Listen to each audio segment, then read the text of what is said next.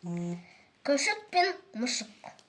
Ауылдағы көршілес екі үйдің бірінің ала мұшығы болыпты. Бір күні қара күшік көршінің бағына кіріп, сонда жүрген ала мұшықты тұра қуды. Мұшық қашып барып алма ағашына шығып кетті. Күшік ағаш түбіне келіп, әу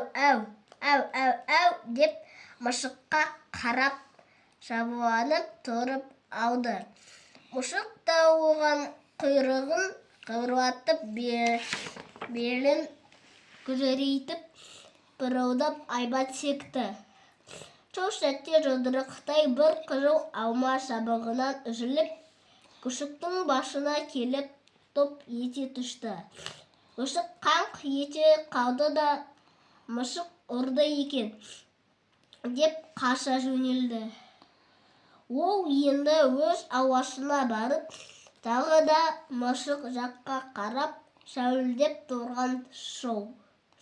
тұрған. Сол кезде мұшық ағаштан жерге қарғып түсіп еді. Ол тағы ұрады екен деп ойлап жүгіріп барып, есігіне кіріп кетті. Содан бастап қара күшік ала мұшықты қумайтын болды. Ой, молодец.